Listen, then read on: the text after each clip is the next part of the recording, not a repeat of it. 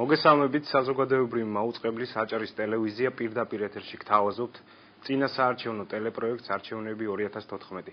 გადაცემას უძღვები მე ცოტნი ანანიძე. დღეს არჩევნები 2014-ის სტუმრები არიან ქედის გამგებლობის კანდიდატები და წარმოგიდგენთ მათ. ბატონი ჯემალ შარაძე ერთიანი ნაციონალური მოძრაობა, ბატონი ზურა ბავალიანი, ბურჯანაძე ერთიანი ოპოზიცია და ბატონი დავით დუმბაძე კოალიცია ქართული ოცნება. მოგესალმებით ბატონებო და ძალიან დიდი მადლობა მინდა გადაგიხადოთ რომ მონაწილეობთ დღეს არჩევნები 2014-ში. ბატონ ჯემალ, თქვენგან დავიწყებ 15 ივნისს ქედის ამომრჩევლები პირდაპირ წესით ირჩევენ გამგებელს. ერთ-ერთი კანდიდატი მათ შორის თქვენ ხართ ბუნებრივია. რა არის თქვენი საარჩევნო პროგრამის ძირითადი გზავნილები ამომრჩევლებისთვის? რას თავაზობს ბატონ ჯემალ შარაძე ქედის ამომრჩევლებს? თხოვთ ამაზე გვესაუბროთ.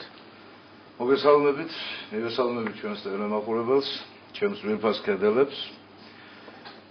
გეტყვით რომ მე თითქმის ვამთავრებ წინა საარჩევნო შეხვედრებს და ჩვენმა მოსახლეობამ იცის ძირითადად თუ რა პრიორიტეტებით მოვდივართ, რა გეგმები გვაქვს, მაგრამ თქვენი სტუდიიდან ერთხელ კიდევ დიდი მადლობა ამისათვის, რომ მომეცემა საშუალება ერთხელ კიდევ მივმართო მათ და გავაცნო ჩემი გეგმები. კერძოდ, ჩემი გამარჯვების შემთხვევაში მაქსიმალურად შევეცდები ბოლომდე მივიყვანო ის პროექტები, რომელიც დაწყებული იქნა წინა ხელისუფლების დროს. რომელ პროექტებზეა საუბარი? მე კერძოდ მხედველობაში მაქვს ქედაში დაწყებული პროექტები და არა ზოგადად. გასაგებია. ჩვენც ქედას გულისხმობთ, ბატონო. ამასთან მიმართებაში გეტყვით აუცილებლად. ბოლომდე მივიყვან, რა თქმა უნდა, იმ დაწყებულ პროექტებს. კერძოდ, ჩემი პრიორიტეტი იქნება სოფლის მეურნეობის მხარდაჭერა და ხელშეწყობა. მაქსიმალურად შევეცდები, რომ ხელშეუწყო სოფლის მეურნეობის იმ ტრადიციული დარგების განვითარებას რაიონში, რომელიც დღემდე იყო და ცოტა შეფერხდა რაღაც მიზეზების გამო, კერძოდ ეს არის მევენახეობა, მეთამბაქოება, მეფუტკრეობა. ასევე მაქსიმალურად შევეცდები დაუდგე გვერდში სოციალურად დაუცველ ოჯახებს, გარდა სოციალური სახელმწიფო პროგრამებისა მუნიციპალიტეტში აუცილებლად დავამუშავებ მუნიციპალურ პროგრამებს, რომელიც ორიენტირებული იქნება იმ კატეგორიაზე, რომელიც ვერ ღებულობს სოციალურად დაუცველთა ბარიერის გამო 57,000 გამო ყვევით არიან და ვერ ღებულობენ ამ დახმარებას. ასევე მაქსიმალურად მინდა ხელი შევუწყო აგროტურიზმის განვითარებას, რომელიც ერთ-ერთი პროექტი იყო, რომელიც გაჩერდა, ეს იყო სოფელ ნამონასტრევში დაგეგმილი გამზადებული პროექტი, დღეს არ არის მიმდინარე წლის ბიუჯეტში ასახული ამ მხრივ არაფერი. მაქსიმალურად ვიქნები ჩემი მოსახლეობის ინტერესების დამცველი. დღეს ჩვენი შეხვედრებიდან არაერთი პრობლემა გამოიკვეთა, რომელიც აუცილებელია და მოსაგვარებელია. კერძოდ, ხელშეუწყობ და ერთხელ და სამუდამოდ მოვაგვარებ მუნიციპალური ტრანსპორტის პრობლემის მოგვარებას.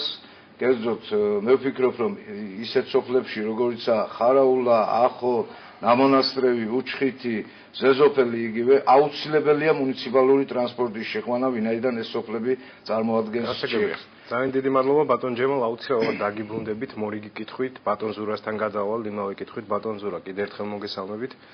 მადლობა რომ ღებულობთ გადაცემაში მონაწილეობას.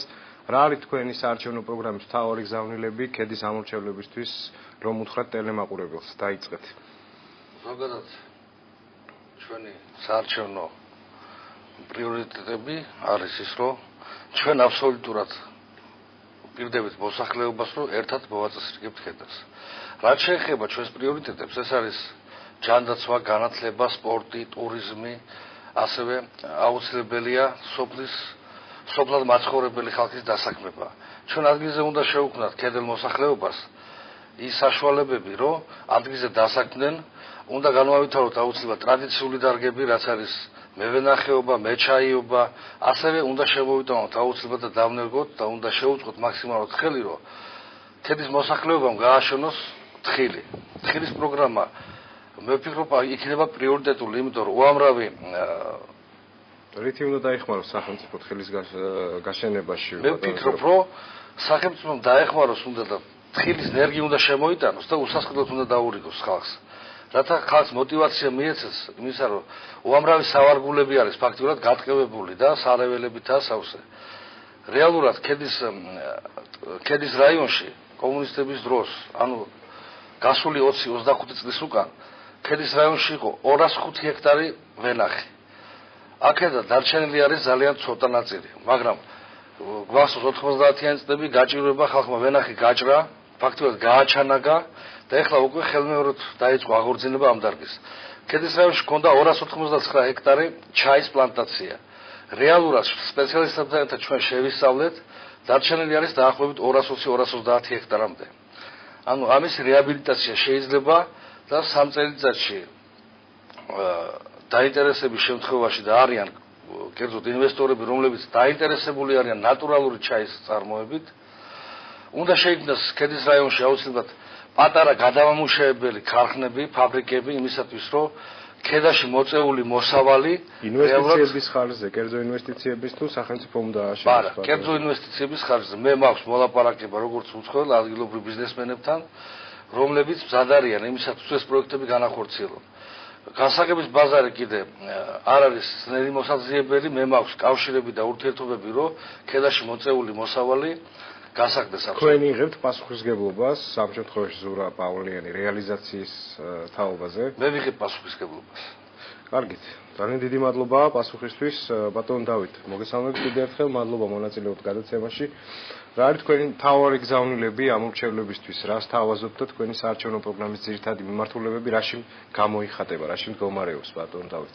მოგესალმებით ბატონო სოტნე, მივესალმები ტელეკომპანია აჭარის ერთგულმაყურებელს. ჩემი ძირითადი გზავნილი ჩვენი ამ ურჩევლებისათვის, ქედის მოსახლეობისათვის ძალიან მარტივია. ქედაში არ უნდა იყოს არც ერთი მაცხოვრებელი, რომელიც სამუშაო საძიებლად საზღვარგარეთ მიდის. ამ მიზნით ჩვენ კონკრეტული ღონისძიებები გვაქვს დასახული, ეს არის დღეს ბევრი მიდის ბატონ დავით ამ მიზნით. საკმაოდ ბლომად გაზაფხულიდან და შემოდგომამდე საკმაოდ ბლომად ჩაის კრეფაზე, თხილის კრეფაზე თურქეთში. სოფლის მეურნეობის აღორძინება, ხელმისაწვდომი ჯანდაცვა, ინფრასტრუქტურული პროექტების გაძლიერება და სკოლამდელი განათლება. ეს ძირითადი 4 მიმართულება, რაც ჩვენი პრიორიტეტებია. ამ მიზნით ჩვენ იმ მოკლე დროში, რაც მე გამგებლად ვიყავი 7 თვე ნახევრის განმავლობაში, ჩვენს მიერ გატარდა კონკრეტული ღონისძიებები, ეს არის მილიონიანი კერძო ინვესტიცია ქედის ღვინის ქარხნის მშენებლობაში, რომელსაც ემატება წლის ბოლოსა და მომავალ წელს დასაწყისში 450.000 ლარიანი უსასყიდლო ენერგების დარიგება, 100.000 ძირი ჩხავერი, 50.000 ძირი სოლიკაური მოსახლეობისათვის უსასყიდლო დარიგება. შერჩევა რა პრინციპით მოხდება ბატონ დავით, ვის უნდა გადაიცემა და ვის არა? 100 ენერგი იმ პიროვნებას, რომელიც სურვილს გამოთქვავს ვაზის ზვარის გაშენებაზე. და აქვს ამის შესაბამისი გამოცდილება. ამასთან ერთად ხილის გადამამუშავებელი ქარხანა მოძიებულია კერძო ინვესტორი, სავარაუდო პროექტი ქარხნისა დამუშავებულია. დაახლოებით თვის ბოლოსთვის დაიწყება ამ ქარხნის მშენებლობა, ღვინის ქარხნის მშენებლობა საფუძველი ჩაეყარა გუში. ასევე მოძიებულია კერძო ინვესტორი, დანდალოს თემში იწყება თამბაქოს საფერმენტაციო გადამამუშავებელი ქარხანა და ყველასათვის ცნობილია, რომ ყველა ის სახლი, რომელიც აშენებულია ბლოკით, ყველა ბლოკში ერთი თამბაქოს ფოთოლის საფასური დევს. თქვენი შეფასებით დაახლოებით რამდენ ხანში მოხდება აღნიშნული პროექტების ექსპლუატაციაში შესვლა? ღვინის ქარხანა ექსპლუატაციაში შევა სავარაუდოდ პროექტით გათვალისწინებულ წელიწად ნახევარი, მაგრამ მშენებლები გვირდებიან, რომ სექტემბრის ბოლოსათვის უკვე შესაძლებელი იქნება ქარხნის ექსპლუატაციაში გაშვება.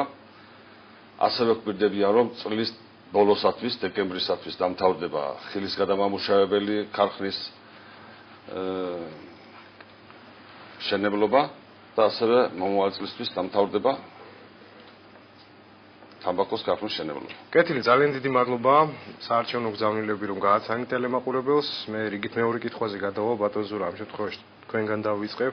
თქვენი აზრით, თქვენი შეფასებით რა არის დღეს ქედის რაიონის და ქედელებისთვის მთავარი გამოწვევები? პრობლემები რაში მდგომარეობს? ყველაზე მწვავე პრობლემა, რომელიც ქედის რეალობაში დგას დღეს.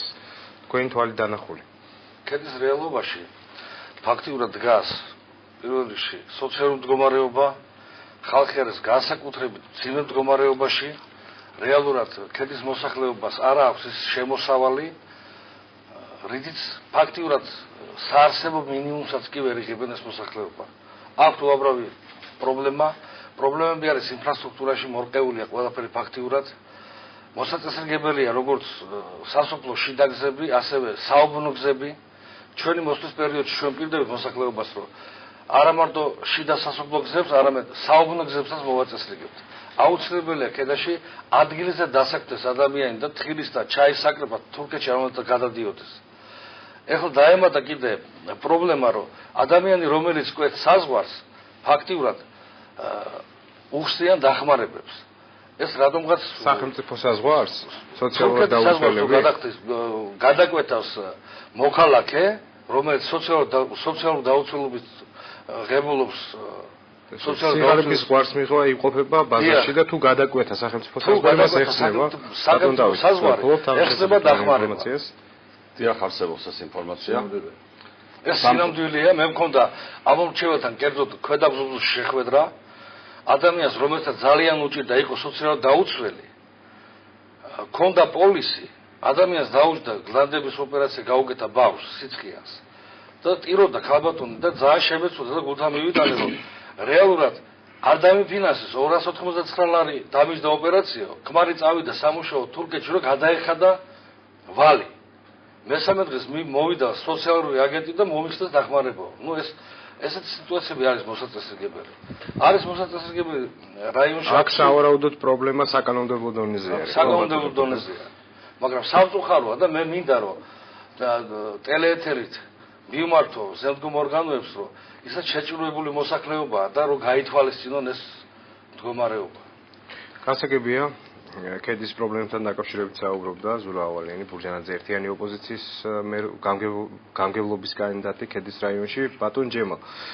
ჯერი თქვენზეა, თქვენ რა მიგაჩნიათ ყველაზე მწვავე პრობლემებად ქედის რეალობაში? თქვენი ანალიზი, თქვენი დაკვირვებით აი საარჩევნო კამპანიის წარმოების პროცესში. რა პრობლემები გამოიკვეთა ყველაზე მეტად, რომელიც რაიონს და რაიონის მოსახლეობას აწუხებს? მე პირადად მაქვს 9 წლიანი გამოცდილება საჯარო სამსახურში დავიწყე თემის გამგებლობიდან და მოვედი საკრებულოს თავმჯდომარის მოადგილეობამდე და პრობლემები ჩვენთან რაიონში, მაღალმთიან რაიონში პრობლემები არ გამოილევა, მაგრამ ვერ დავეთანხმები ახლა ბატონ ზურაბს იმაში, რომ ყველაფერი მორყეულია, ყველაფერი ჩამოშლილია. თქვენ მაინც გახსოვთ ბატონ ზურაბ, თქვენი გამგებლობის დროს როგორი იყო და ეხლა როგორია. ანუ გარკვეულწილად იმ 9 წლიანი პერიოდში ჩემი გამგებლობის დროს დაიწყო კონკრეტული პროექტები, რომელიც იმისინაც დაიწყო და შემდგომში დავაგრძელეთ და დასრულეთ. არა, დასრულებულია. მე გეტყვი რა არის დასრულებული. სეზოფლის თემასაც გეტყვი, სეზოფლის თემასაც. სეზოფელში ხალხს მისცეს პრობლემა ქონდა და ჩვენი ხელისუფლების დროს გარკვეულწილად ნაწილობრივ მოგვარდა. ბოლო პერიოდში შარშან იყო იქ პროექტი, რომელიც არ განხორციელდა ბოლომდე იმის გამო, რომ მშენებელმა დაუშვა რაღაც შეცდომები. რომელ პროექტზე საუბარი? წყლის პროექტზე, გამოყვანის და ზოზოფლის თემა თუ გაინტერესებთ, აი ზუსტად იმ გამოწვევებზე ვსაუბრობ.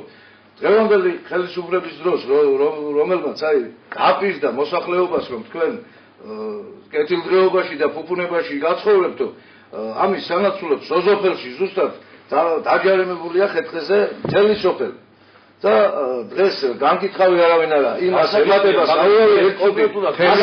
ასევე სოფელი დააკონკრეტეთ, რა რაოდენობა? დაახლოებით 14 ოჯახია, თითოეულს აქვს მინიმუმ 1500 ლარი ჯარი. ამას ხეთქეს უკანონო ჭრაზე, ეს არ ამას ემატება იგივე პრობლემა წონიარის სისტემში და პრობლემა დგას, იმიტომ რომ აქაც ხო საკანონმდებლო პრობლემაზე მეუბნება ბატონო. გამგეობაში მუნიციპალური პრობლემაა, მაგრამ აქ წონიარისის შემთხვევაში, აი გზები როცა გაიყვანეს შავშან, ბოლომდე არ გაიყვანეს, დარჩა ხეთყე დანომრილი გზის იქით, მოსახლეობამ ვერ მიწვდა ამათ, მოჭრეს რადგან უშეშოდ არ დარჩენილიყო, აქედან გამომდინარე დააჯარიმეს. დააჯერებებულია მათ შორის, როცა თქვენ საუბრობთ თურქეთში გადასვლა გადმოსვლაზე, სოციალურ დახმარებას უწევენო, დააჯერებებულია ადამიანი, რომელსაც 21 წლის შვილი ყავს ინვალიდი, უნარშეზღუდული. ვერანაირი შესაძლებლობა, არანაირი შესაძლებლობა არ აქვს კონკრეტულ პრობლემებზე დავდივართ, მაგრამ მაინც ეხლა რომ გავაგზავნოთ და ძალიან მოკლედ დავასრულოთ, შემდეგ ბატონ დავითს მივცეთ საშუალება რომ ამ კითხვას უპასუხოს. გლობალური ქედის მასშტაბით პრობლემები ბატონ ჯემალ, რომელიც თქვენ გესახებათ, ეხლა რომელიც გამოიკვეთა ამ კამპანიის დროს, დღეს ამ ეტაპზე.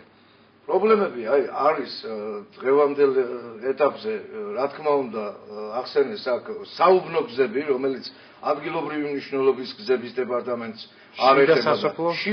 შიდა სასოფლო ნაწილი შედის ამ ადგილობრივი გზების დეპარტამენტის დაქვემდებარებაში, მაგრამ არის საუბნო დამაკავშირებელი გზები, რომელიც მას არ ეხება. ეს აუცილებლად მუნიციპალიტეტმა გამგეობამ უნდა იტვირთოს და ამისათვის ბიუჯეტში თანხმობა უნდა იქნეს გათვალისწინებული, რომ მოინახოს საშუალება და შეგეთდეს. ასევე მთაში მისასვლელი გზები დღეისათვის მე ნახე რამოდენიმე გზა დაწყებულია და მოწესრიგდება ამის იმედი მაქვს თუ ამინდებმა ხელი შეუწყო. ასევე არის შუქის პრობლემები და რამოდენიმე მთაში იალაღებზე დღევანდელ დღეს უშუქო გვაქვს კერძოდ არის გომისთა, არის ხევზნარა, არის გომისთა ქედასთან რა შუაში ბატონო. როგორ არის ქედელები ეხლა ბატონო დავით გომისთაზე ქედელები ზუსტად ჩვენი მოსახლეობა გადის იქ იალაღებზე ნახევარი და ჩვენ უნდა ვიზრუნოთ გურიის ტერიტორიაზეა საუბარი. გასაგებია მესმის, მაგრამ ჩვენ უნდა იზრუნოთ ამაზე და ნებისმიერი გამგებელი რომელიც 9 წლის განმავლობაში ქონდა საშუალება რატო არის ჩვენ არაერთი რაღაცა გავაკეთეთ და გეტყვით ეხლა ვიცი აუცილებლად რომ მეტყოდით მაგას და აქვე გეტყვით. ამასინათ მე გული დამწყდა, როცა პირველ არხზე ჩვენი პრემიერ-მინისტრი აძლევდა ინტერვიუს და იქ აღნიშნა რომ ჩვენ მოვედით და დახვდა ყველა დარგი დეგრადირებული, ჩამოშლილი. ეხლა თქვენც ასე მესაუბრებით. შენ არ იცი ზური, მით უმეტეს რომ რა დახვდა ჩვენ 2003 წელში და რა გადავაბარეთ პოლიციურ ხელისუფლებას. ეხლა ამ ფონზე შეიძლება ასეთ საუბარი რომ თქვენ რა გააკეთეთ 9 წლის ვიყოთ ობიექტურები, ეხლა მე რაც განმავლობაში, მე რაც დამონასტრებში, შენს მერიში, შენს მერიში, დამონასტრებში რა დაგხდა? მე დამხდა ის კერძოდ, მე კერძოდ დავხდა ის, რომ აქვს დამონასტრებში სერიოზული პრობლემა, უამინდობაში, ფონში, წვიმაში აქვს შუქის პრობლემა. შენ ხალხი მეორე დამონასტრების პრობლემები შენ არ გახსოვს რა პრობლემა იყო? ჩვენ შუქის პრობლემა გარკვეულწილად მოუგვარეთ ერთი წლის ჩაიდო ბატონ ჯევა ბატონ ზურა ერთ კონკრეტულ პრობლემაზე ნუ დავხარჯავთ ხელი გადაცემის დროს ბატონ ჯევა დაასრულეთ და შემდეგ ბატონ დავით პრობლემა ქონდა მაგრამ მე გეტყვით ერთ თემას დამონასტრებთან ბატონ ჯევა დაასრულეთ პრობლემებზე საუბარი და შემდეგ ბატონი დავით დაუსრულეს ბატონ დავით ბატონმა დავითმა იკუთხრა რომ ეს ენერგოკომპანიის საქმეო მე ასე არ მომიცილებია ეს ხალხი არასდროს ჩვენი გასაკეთებია და ჩვენ აუცილებლად გავაკეთებთ გასაგებია მადლობა ბატონ დავით თქვენ მაგ პასუხს ნამდვილად არ ესწრებოდით ბატონ დავით 7 ნახევარი ასრულებდით ქედის გამგებლის მოვალეობის შესრულებას ამ საქმიანობის დიახ პრაქტიკულად გამგებელი ბრძანდებოდით თავისი იურიდიული და ფაქტობრივი უფლებამოსილებებით დღეს ხართ კანდიდატი სწორედ იმ პერიოდში როცა თქვენ გამგებლის უფლებამოსილებას ანხორციელებთ და დღეს როცა კანდიდატის ამპლუაში აწარმოებთ წინასაარჩევნო კამპანიას თქვენს რაიონში.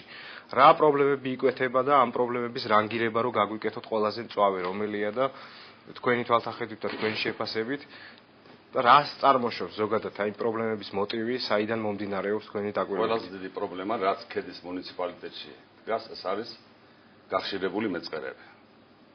ეროზიული კერები, გახშირებული მეწყერები. 48 ოჯახი ამჟამად არის საჭიროებს ადგილმონაცვლეობას. არსებობს ამის პროგრამა ბატონ დავით ახლა. პროგრამა არსებობს, მიმდინარე წელს დასახულია ღონისება შენდება 12 ბინიანი სახლი მომავალ წლისთვის დაბა ქედაში. ჩვენ ამ მიმართულებითაც ვიზრუნეთ, რომ ქედაში ჩამოყვანილი ხალხი არ მიგვეტოვებინა ბედის ანაბარად, მიწიანობის პრობლემების გარშე ხო არ დარჩება ეს ადამიანები. შესაძლებლობის ფარგლებში შეძლებენ აქ თავიანთი კუთვნილი მიწების დამუშავებას და შესაძლებლობის ფარგლებში ჩვენ დავეხმარებით მათ სამკერვალო ფაბრიკაში მანდილოსნებს დასაქმებაში, რომელსაც სავარაუდოდ დავიწყებთ მშენებლობას მიმდინარე წლის მეორე ნახევარში. კარგით, აქ ვიკითხავთ, თუ სასურველია რომ არ მოხდეს ბუნებრივია და თუ მასშტაბური ეროზია მოხდა და ადამიანს სასოფლო-სამეურნეო მიწაც გაუნადგურდა, ამ შემთხვევაში არსებობს რაიმე გზები ან ალტერნატივა რომ მას გადაეცეს სასოფლო-სამეურნეო სარგებლობით მიწა. ეს საკითხები განიხილება სამთავრობო კომისიის ხდომაზე.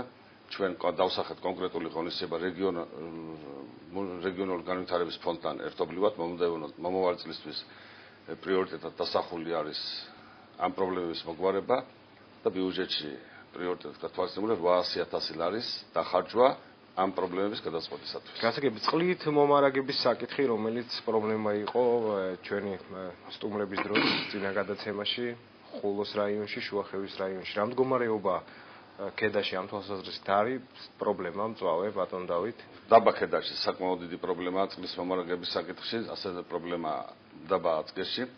ამ მიზნით მიმდინარეობს სარეაბილიტაციო სამუშაოები. გასულ წელს მე რომ მივედი დამხდა პროექტი წყალმომარაგების გაუმჯობესებასთან დაკავშირებით სამწუხაროდ 11 მაისში გამოცხადებული ტენდერი სამუშაოები არ იყო დაწყებული 15 სექტემბრამდე. თავისთავად ვერ მოთავსდა იმ გრაფიკში. ჩვენ მომდევნო წლისთვის დავგეგმეთ 500 ტონიანი აუზის მშენებლობა, ახალი ფილტრების მონტაჟი, სავარაუდოდ სექტემბრის ბოლოსათვის ქედისა და აწგესის დაბა ქედისა და აწგესის მოსახლეობა მიიღებს სოფლიო სტანდარტით დონის წყალს.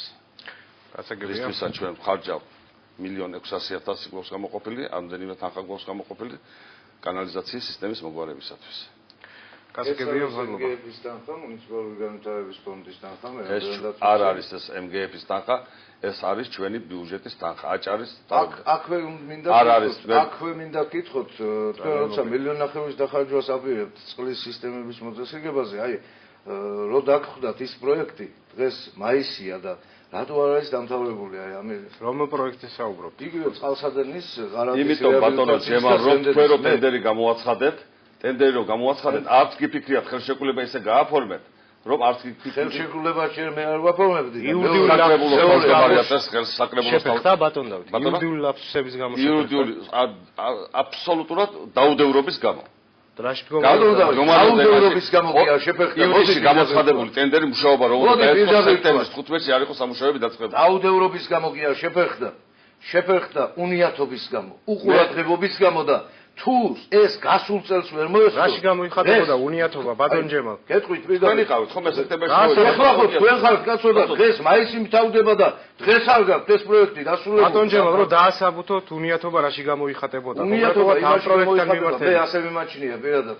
როცა პროექტი სრულდება, ანუ ვადა სანამდე არის, არ უნდა იყო მხოლოდ რაიონის ხელმძღვანელობა იქ ჩასაფრების პოლიტიკაში, რომ აი ვერ დაამთავრებს დავაჯარიმებ. უნდა შეაწუხო მშენებელი, უნდა მაქსიმალური ყურადღება უნდა მიაქციოს ზედამხედველობის სამსახურმა, ინსპექტირების ჯგუფმა, რომ ვადაში ჩაეწოს და დაასრულოს ეს ყველაფერი. ესე თქვენ ბრალდებას საყენებთ ახლა? ბრალდებას მიყენებს ადამიანი, სამუშაო არის. ადამიანები და ხელმძღვანელები უნიათებით ხდება. ელოდებიან, როდის გავა ვადა, ის ვადა, რომელიც ვალდებულებას აკისრებდა, რომ ამ მოდაში ჩაბარებულიყო ობიექტი, რომ დააჯარიმონ, ეს მიზანმიმართულად ხდება. ამას ვერ საცილდება მშენებელი, როცა ვადა გადაცილდება, ის ხელმძღვანელობის მხრიდან სპეციალურად ხდება რაღაცა ესეთი ხელმძღვანელობის მხრიდან. თქვენ ესე ამბობდით რაღაცა.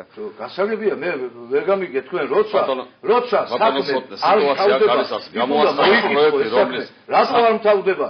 და ბოლოში რომ მივა, მაინდა-მაინც 2 დღე დააკლდება, მაშინ კი არ უნდა მოიკითხო. აი, ერთი თვით ადრე უნდა მოიკითხო, რომ რატო არ მთავრდება. დღეს გეუბნები, მაისია და როდის მთავრდება ზენდიდის წყალსადენზე. უშინ წინ გასკდა მილი ზენდიდის წყალსადენზე. თუ ვიცით თქვენ, რომელმაც მთელი გზაც აი. ეხლა ხვალ გინდა ერთად ავიდეთ და ვნახოთ რა მდგომარეობაა იქ. ეს ვისი მივცეთ საშუალება პასუხი გასაგებ ბატონ ჯერ ინფორმაცია მაქვს. ბატონ დავის მივცეთ საშუალება უპასუხოს ბრალდებას თქვენს. თქვენ უნდა ილაპარაკოთ, არ გამოვა ეს. არა, მე ვილაპარაკეთ, მაგრამ ადამიანი ვერ ილაპარაკეთ. ბატონ ჯემალ, კიდევ ერთხელ გთხოვთ მივცეთ საშუალება ბატონ დავის თქვენს ბრალდებას უპასუხოს. შვიდვიან პროექტში, რომელიც უნდა განხორციელებულიყო გასულ წელს და უნდა დამთავრებულიყო 24 ნოემბერს. სამუშაოები დაიწყო 15 სექტემბერს. უნიათობა არის ზუსტად სწორად გამოხატა ნაციონალური მოძრაობას 11 სექტემბრამდე ქედაში აბსოლუტურად არც ერთი პიროვნება არ იყო. არ შემიძლია რომ უნიათობა დაასრულოს და ჩვენი მხრიდან, როდესაც შვიდვიან პროექტში 5 თვე აბსოლუტურად არაფერი არ გაიკეთებიათ და თქვენ რომელ ხუთვეზეა საუბარი გახსოვთ, სად ივნისი და სად სექტემბერი, რამდენი თვეა აქ ელემენტარული არითმეტიკაა. ელემენტარული არითმეტიკა მაშინ გადახედეთ სკოლის დაწყებით კლასებს და ისწავლე არითმეტიკა 7-ს რომ 5 გამოვაკლო 2 თვეა და 2 თვეში ეს პროექტი არ თავდება. ეს ერთი. მეორეც, გზებთან დაკავშირებით მე მინდა გავცე პასუხი ბატონებს ერთსაც და მეორესაც.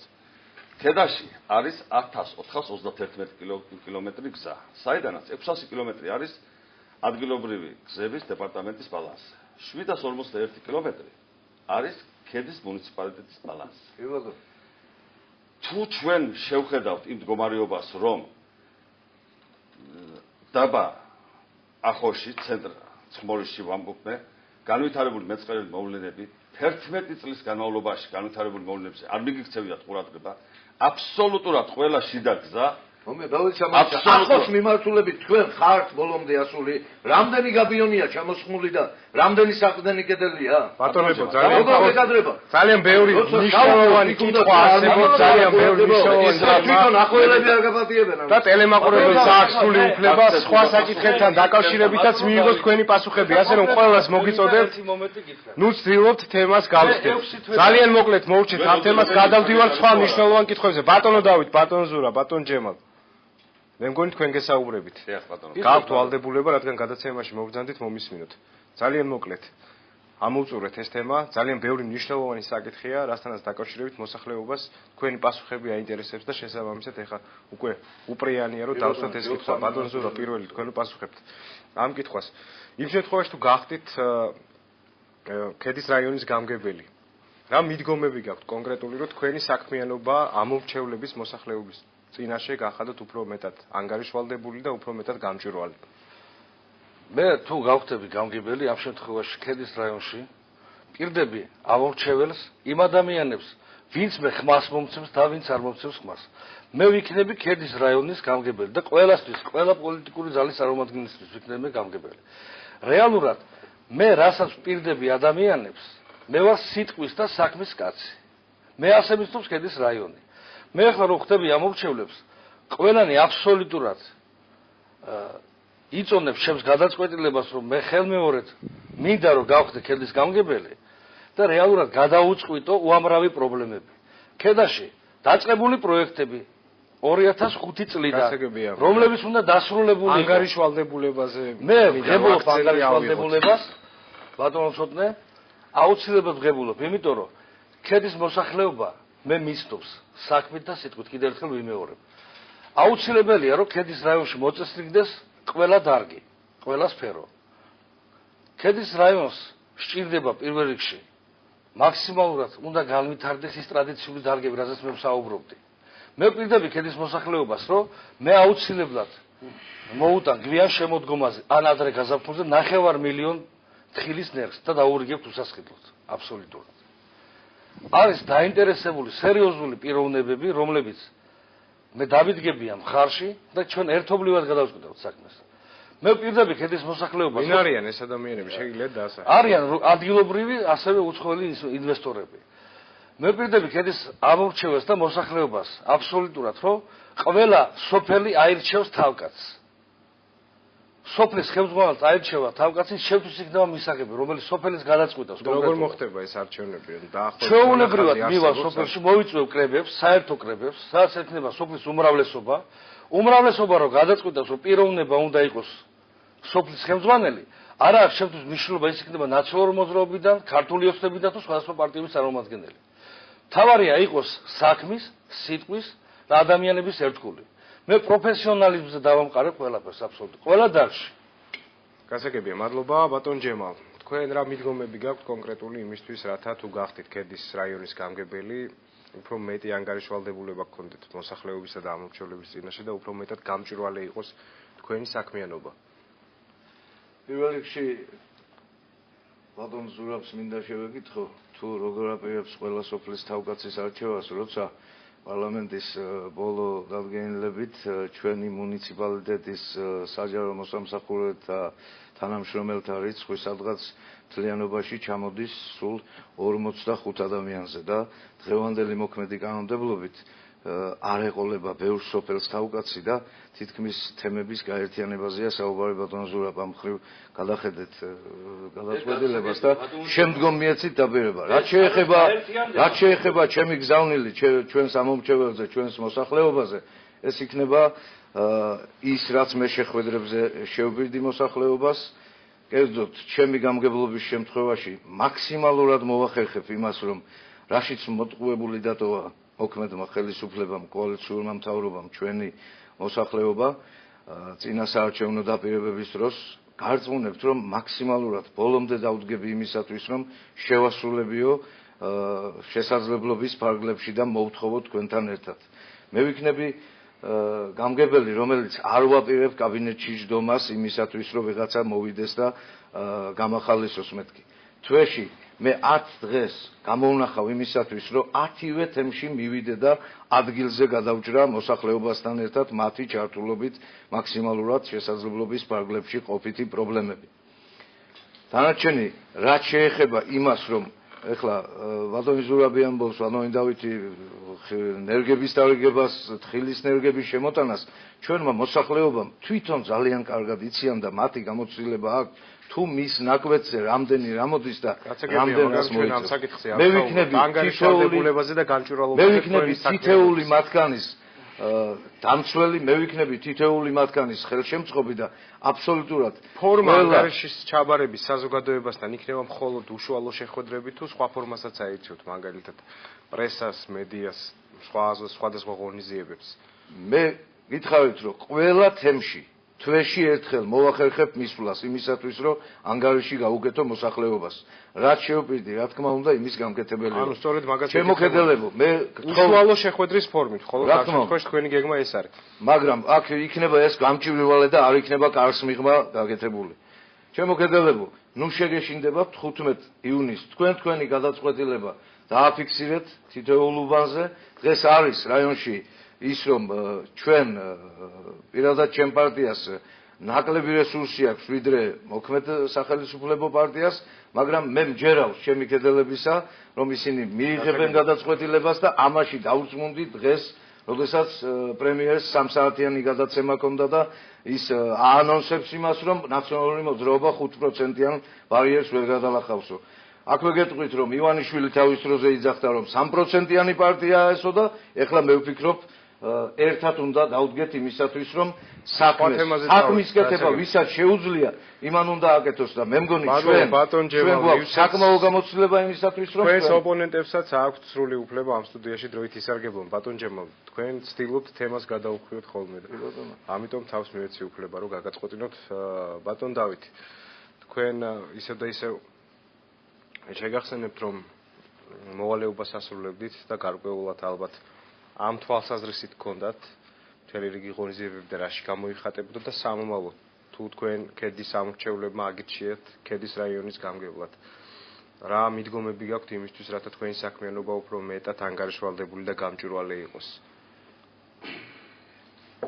მე იმ მოკლე დროის განმავლობაში ორჯერ მოვახერხე ყველა სოფლის და ყველა უბნის შემოვლა. აბსოლუტურად ზეპირად ვიცი, რომელ უბანში რა პრობლემაა და რა მიდგომაა საჭირო იმ პრობლემების გადასაწყვეტად.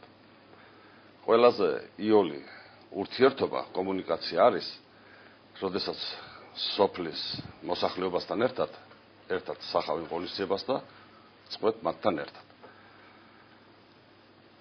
მე ვფიქრობ, ყველაზე ადვილად ამ პრობლემების მოგვარება დასახული გვაქვს, ყველა შეხვედრაზე მთავრდება შეხვედრები ქედაში ჩემი ამომრჩევლებთან.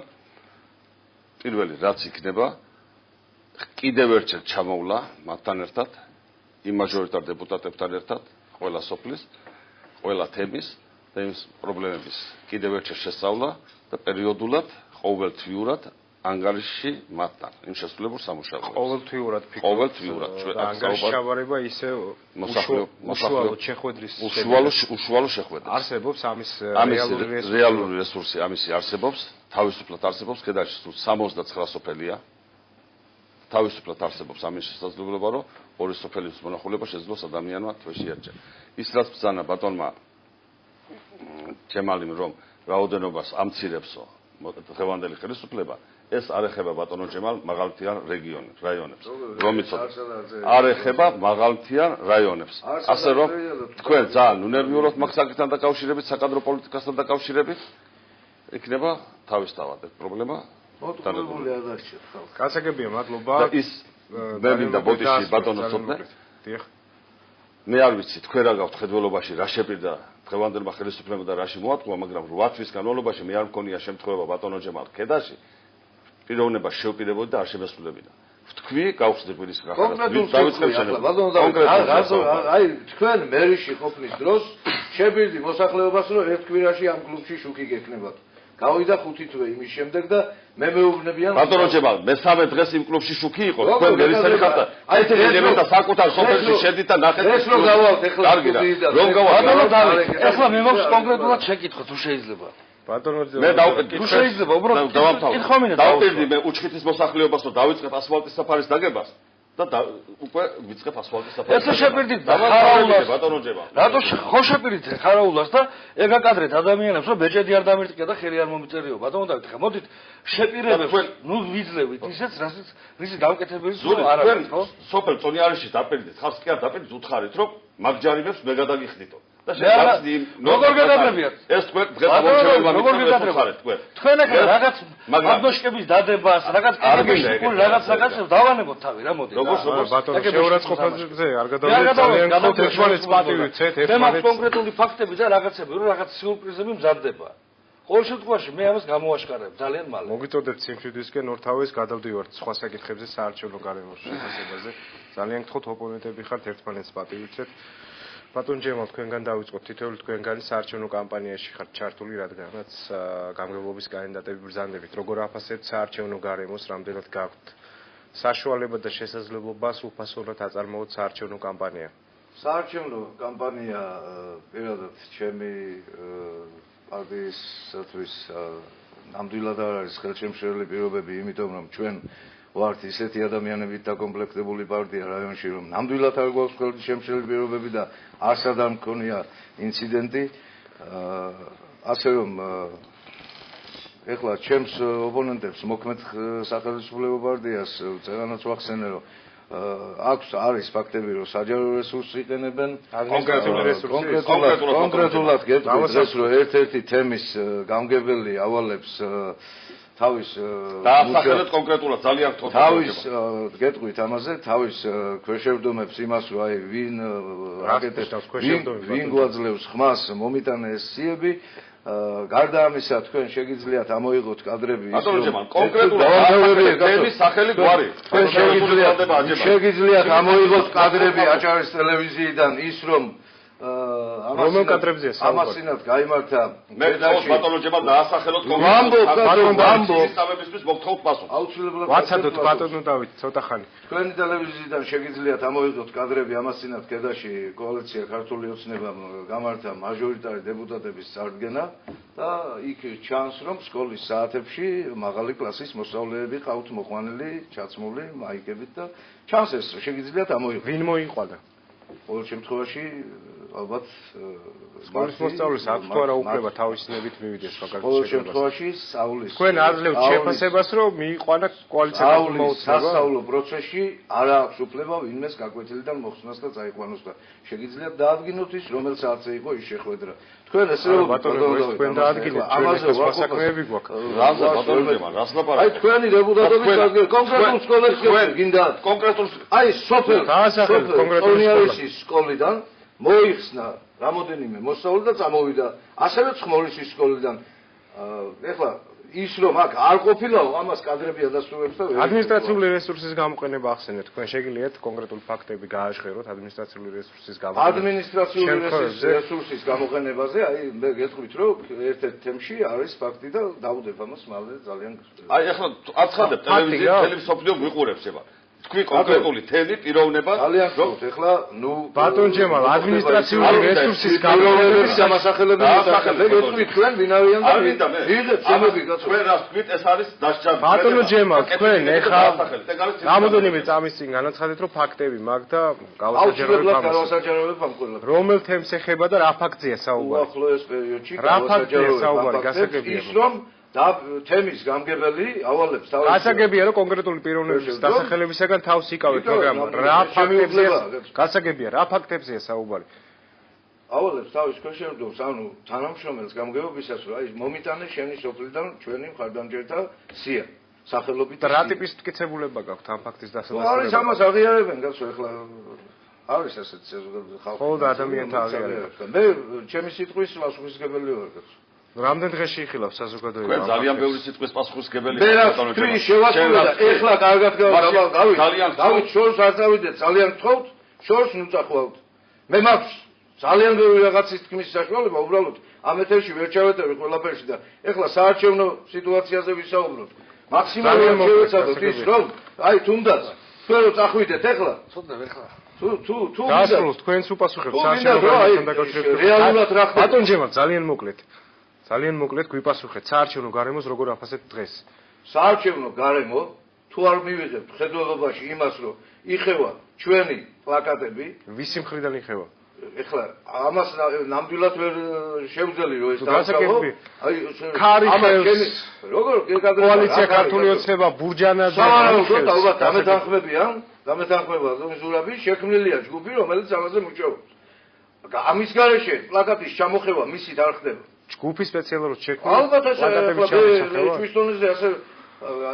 ხარი ვერ მოხევს ამ პლაკატს და ბავშვი ვერ მიწდება იქ ანუ არიან ადამიანები აი მე გეკითხებით მაშინ რატომ არ იხევა შესაძლებელია რომ რიგითი ამორჩეველი მაგალითად ხევდეს ამ პლაკატს რომელსაც არ მგონია რატომ კონკრეტული პოლიტიკური პარტიისადმი რაღაც თავისი კამპანიისადმი და პოლიტიკისადმი რატოა შენი პლაკატი ჩემ პლაკატზე გადაწებებული მე ასეთ შემთხვევაში პირველი მაისში აქედან რო წახვალ პირველი მაისის დაბა პირველი მაისის მოსაცდელზე შეხედე შენი პლაკატი რატო არის ჩემ პლაკატზე გადაწებებული საარჩევნო გარემოზე ლაპარაკობ აი გეკითხები მაგრამ თუ არიცი ბატონო ჯემა რაღაცას ეს გეტყვი მაშინ ასეთ კითხვაზე გიპასუხებ გითხვით აი ჩვენი პლაკატები რატომ არის მხოლოდ და ჩვენი არ არის სადაა ჩვენი პლაკატები აი მასეთ ადგილებსაც აგისახელებ კაცო ჩემ თემში ჩემთან მერიში მიმავალ რეალურად რეალურად რო თქვა ეხლა ხო გასმელებაა მე ვფიქრობ რომ ორივე მხარე მევძვით მე ამ შემთხვევაში აი ბატონ ეგ შეფასებები ცალკე იქნება თავისთავად ცხადია ბატონ ჯემა მადლობა პასუხისთვის ბატონ დავით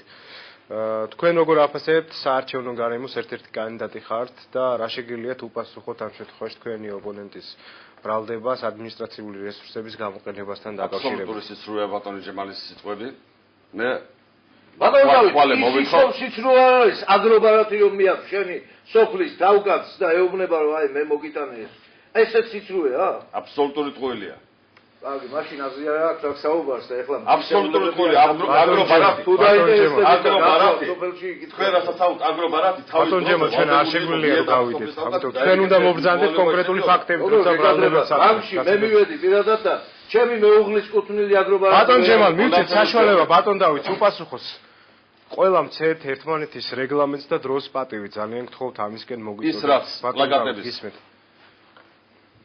ჩვენ მაქსიმალურად შევეცადეთ და ვეცდებით 2012 წელს ჩატარებული არჩევნებიდან გამომდინარე ბატონო ცოტნე საპრეზიდენტო არჩევნებიდან გამომდინარე ერთადერთი ეს არჩევნებია რომ ვცდილობთ რომ ექსპერიმენტი ჩატარდეს შეიძლება თუ არა ადმინისტრაციული რესურსის გამოყენების გარეშე დემოკრატიულად არჩევნების ჩატარება ეს არის პირდაპირ გზავნილი ექსპერიმენტი რატომ არის ბატონ დავით ეს ხო საერთაშორისო დემოკრატიული პრაქტიკაა მაინტერესებს ბატონ ჯემალი რასაც ამბობს ის რაც თვითონ იყვნენ დაჩვეულები გონიათ რომ უნდა მოხდეს ესეთნაირად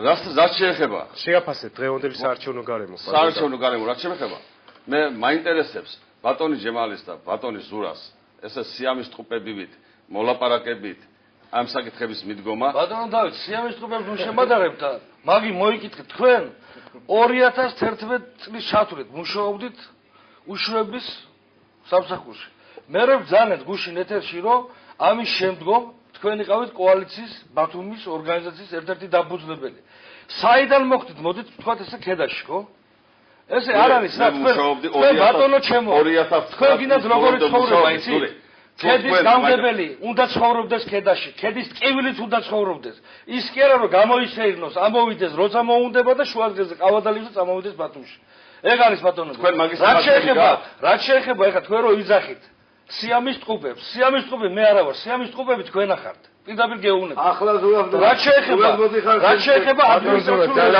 ძალიან კორექტულები ვიყოთ ერთმანეთის მიმართ. გზები, არჩევნების წინ რო გაგახსენებათ, წინ ტრაქტორს გაუშვებთ, ექსკავატორს სატვირთო მანქანას და უკან თქვენ მიყვებით. ეგ არ არის ადმინისტრაციული რესურსის გამოყენება? სადაზური, სადა. გემას დავეთანხმები მე ერთ მომენტში მე პირადად მქონდა ცეცხლში შეხვედრა, სკოლის ეზოში გაჩერდა 3 მიკროავტობუსი, გამოიყვანეს ბავშვები სკოლიდან, პროცესიდან გამოიყვანეს და წამოიყვანეს თქვენს მაჟორიტარების კანდიდატების წარდგენის დროს. ეხლა არ არის ასე. მე გასაგებია ბატონო ზურა თქვენი კომენტარი გასაგებია ბატონ დავითს მივცეთ საშუალება უპასუხოს კითხვას ბატონ დავით გისმენთ. აი თქვენ რასაც ამბობთ მე მას სიტყვებზე მოგთხოვთ ოფიციალურად პასუხს. აგერა კადრები ბატონო დავით. კადრები არ შეიძლება. აგერა კადრები და ბავშვები გამოიცნობენ. დღეს ეს არ შეუძლებელი ბატონო ჩემო. ხო შეიძლება. ეს შეუძლებელია ამას ჭირდება თავისი ჩემო რას ლაპარაკობთ რას ლაპარაკობთ. ვინ იყო ამის ორგანიზატორი? დღე კონკრეტული დღე დაასახელეთ როდის იყო ეს. დეპუტატების როცა ქონდა დღევით ხართ კონკრეტული. კონკრეტულად 26 მაისს ხო? როცა თქვენ ქონდა 26 მაისს არა? წარდგენა როდის? როცა ქონდა წარდგენა 26 მაისს არა წარდგენა როდის? 26 მაისს ქონდა წარდგენა. და წარდგენის დღეს მოხდა ეს რომ დატვირთეს ბავშვები და ჩამოიყვანეს. ბატონ დავით გასაგებია მოისმენთ თუ გაეცით პასუხი პირველ რიგში საარჩევნო გარემო შეაფასეთ ბუნებრივია თქვენს გეკნება თქვენს ოპონენტებს უპასუხოთ იმის საშუალება და ზოგადად თუ გამოუვლინდა და დამტკიცდა და ისეთი შემთხვევები რაზეც თქვენი ოპონენტები საუბრობენ მაშინ როგორი იქნება ბატონ დავითის რეაქცია თქვენი რეაქცია ამ შემთხვევაში?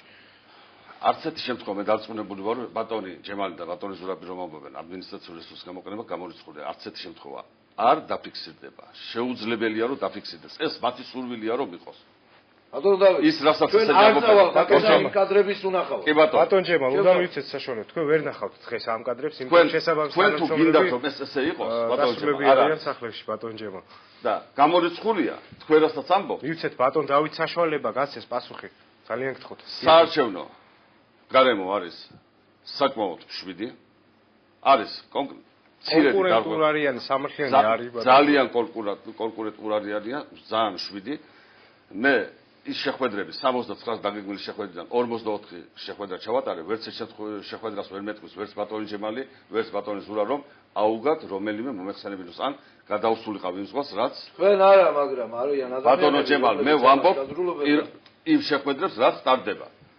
მიუხედავად ბატონი ზურასთან განსხვავებით. თქვენი თანხლები პირები არიან ისე. რას ხულს დააკონკრეტეთ მომდით რა. ნუ შევალთ პოლემიკაში დრო ძალიან ცოტა გრჩევათ. ბატონ დავით. გაგცემთ. რამოდენიმე წამში თქვენ დავასრულოთ ამ კითხვაზე პასუხი. თქვენ აფასებთ გარემოს დადებით სამართლიანად და დადებით. კი ბატონო, გასაგებია ბატონ ზურა, თქვენს ძალიან მოკლედ რო გვიპასუხოთ, იმიტომ რომ თქვენ ჩაერთეთ და დრო გამოიყენეთ. მე ძალიან აფრთხოთ რა ეხლა ადამიანებს უცნობთ უდიდეს დროს მე ეხლა არ მინდა რომ დრო დავკარგო. არა ბატონ, ჩვენს მაქსიმალურად დავაბალანსოთ დროის განაწილება. როგორ აფასებთ საარჩევნო გარემოს, რამდენად სამართლიანი და კონსაკრებულია. საერთოდ გლეხი არის ბძენთა ბძენი, იცის დაბის მოსახლეობა აგრეთვე. მე ვიზახი ერთ რამეს რომ თანაბარი კონკურენტულარიანი გარემო არ არის შექმნილი, თუნდაც გამომდინარე იქიდან რომ ეს კომისიის წევრები კოალიციაში შემავალი 6 სუბიექტიდან აბსოლუტურად დიდი ნაწილი თუნდაც ეს ადმინისტრაციული რესურსი მუშაობს მხოლოდ და მხოლოდ სახელმწიფო გუნდზე. გამიგეთ სწორად. მე პირადად ვარ შემსწრე იმისა და მე მეუბნებიან ჩემი კოორდინატორები რომ რეალურად სადაც სოფლებში შედის ტექნიკა უკან მიყვებიან ოცნების ხალხი. ეს არის ესეთი ფაქტი. კანდიდატებზეა საუბარი? კანდიდატებზე, მაჟორიტარებზე და ასე შემდეგ. გასაგებია ბატონ დავით. კონკრეტული შემთხვევა და ბაიოში იყო ესეთი შემთხვევა მაგალითად აგერ 2 დღის უკან.